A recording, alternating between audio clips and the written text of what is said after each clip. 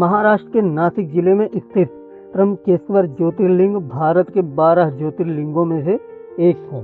यह मंदिर अत्यंत पवित्र और धार्मिक महत्व रखता है।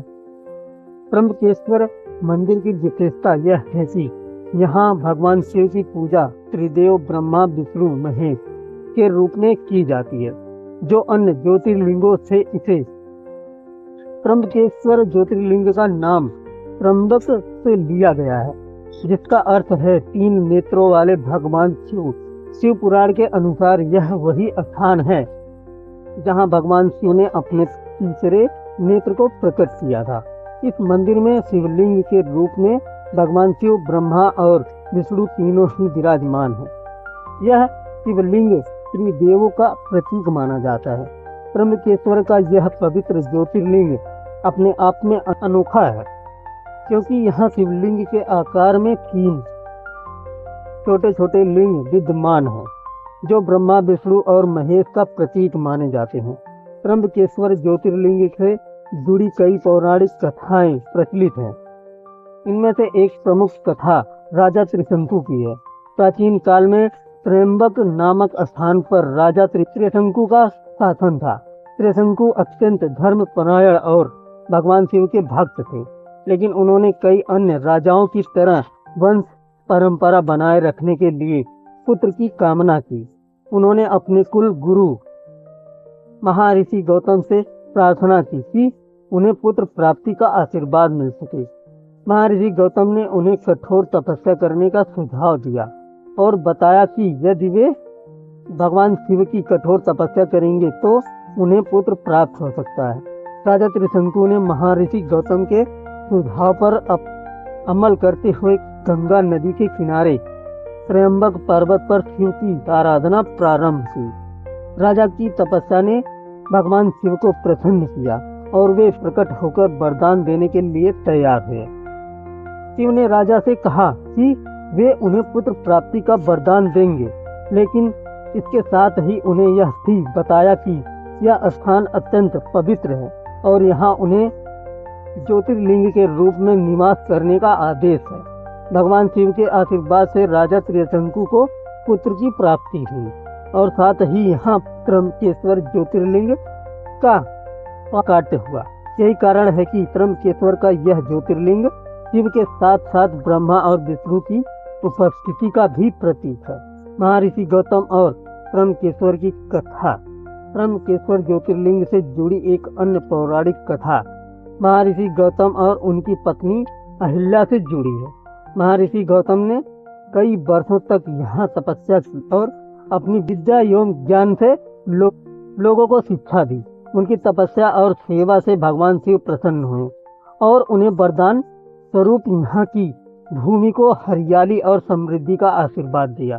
लेकिन महर्षि गौतम की बढ़ती प्रसिद्धि और ज्ञान से कुछ ऋषियों में ईर्ष्या उत्पन्न हो गई।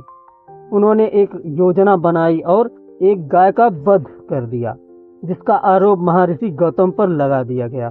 इस आरोप से दुखी होकर महर्षि गौतम ने भगवान शिव से प्रार्थना की। उनकी प्रार्थना से प्रसन्न होकर भगवान शिव ने उन्हें इस पाप से मुक्त करने का आश्वासन दिया और त्र्यंबकेश्वर ज्योतिर्लिंग का निर्माण किया। भगवान शिव के आदेश से गंगा नदी का भी इसी स्थान पर अवतरण हुआ, जिसे गोदावरी के रूप में जाना जाता है। तभी से गोदावरी नदी भी त्र्यंबकेश्वर के समीप प्रवाहित होती है और इसे दक्षिण की गंगा के नाम से भी जाना जाता है। त्र्यंबकेश्वर मंदिर की स्थापत्य कला अद्वितीय है। इस मंदिर का निर्माण पेशवा बालाजी बाजीराव ने 18वीं शताब्दी में करवाया था।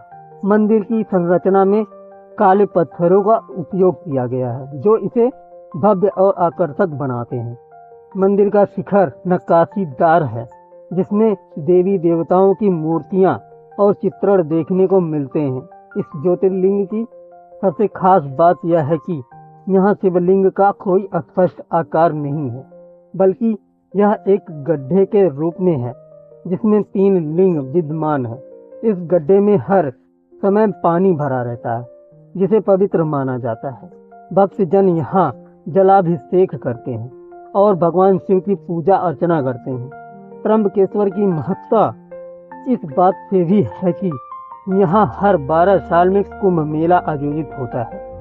यह स्थान 4 प्रमुख कुंभ स्थलों में से एक है। कुंभ मेले के दौरान लाखों श्रद्धालु गोदावरी नदी में स्नान करते हैं और त्र्यंबकेश्वर ज्योतिर्लिंग के दर्शन करके पुण्य कमाते हैं। कुंभ मेले के समय यहाँ भव्य आयोजन होते हैं, जिसमें साधु संतों का जमावड़ा लगता है और धार्मिक उत्सव मनाए जाते हैं। त्र्यंबकेश्वर ज्योतिर्लिंग में पूजा और अनुष्ठानों का विशेष महत्व है।